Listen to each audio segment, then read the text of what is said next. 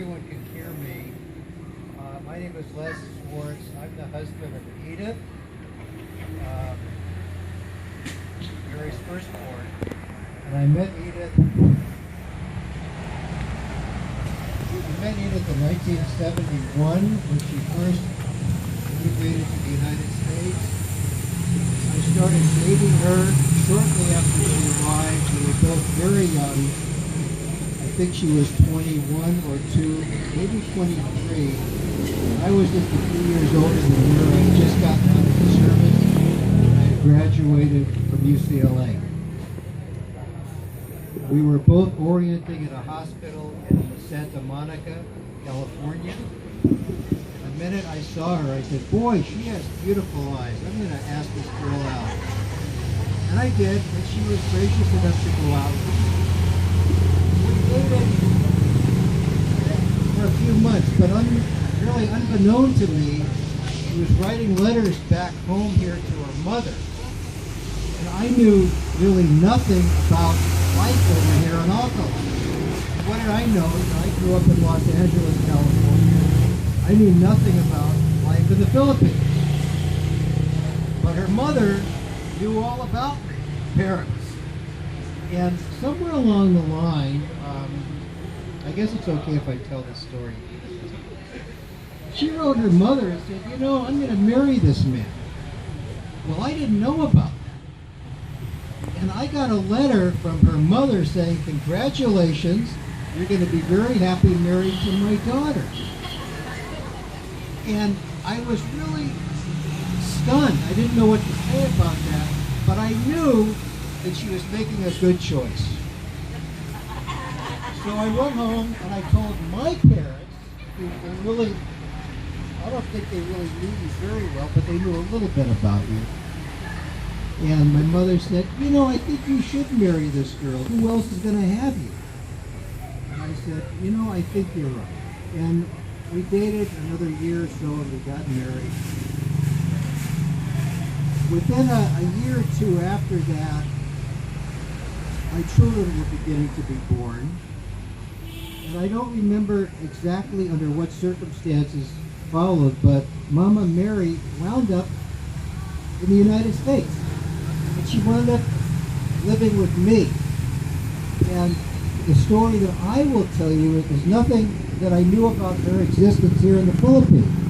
I knew nothing about her at all. But I learned a great deal about her in America.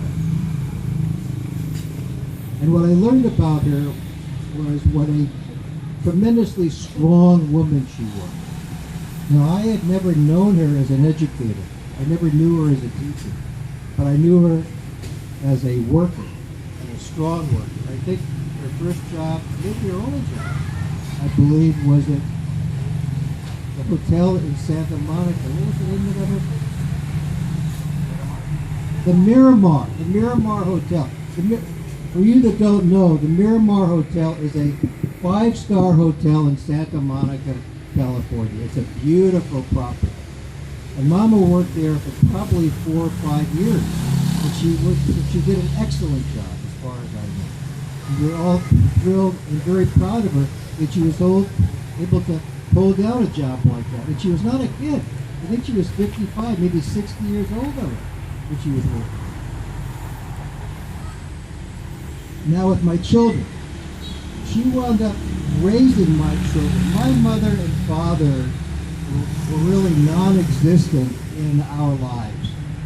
And Mama Mary came into my life and my children's life, and she took over the role of a grandmother and a mother when my wife was working, and a guidance teacher, an instructor of life.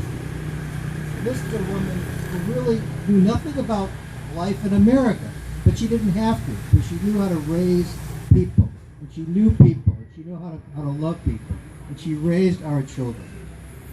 And she raised them with a little bit of fear. One of the things that she used to say was to my kids, and they were like 3, 4 years old at the time, she said, if you're not good, old men in the Philippines will come to get you. And that scared the hell out of them, because they didn't know who the old man in the Philippines was. And not only them, but I didn't know. And I was scared. I was already 55 years old. I kept thinking, who is the old man in the Philippines? Well, I finally figured it out long after she had returned here in 1984. The old man in the Philippines was a way of life. It was a way of keeping you logical and thinking straightforward, doing the appropriate thing that one should do, and making the right decision. That's who the old man in the Philippines was. My love for her will be undying. She was a wonderful, wonderful mother. She was my mother as well. I loved her dearly. My children loved her dearly and adored her dearly. They weren't here to see this today, but they were here last month because they chose to see her living and alive. They didn't want to go to a funeral. Some people are just like that. It wasn't in their life to see someone who's passed on. They wanted to see her when she was alive. And they've got wonderful memories of her, and we all have wonderful memories of her. And thanks to her, I have met the most wonderful woman in the world. And I've got a wonderful brother-in-law and a sister-in-law, and two other sisters, Evelyn and Miracar. She was a wonderful woman.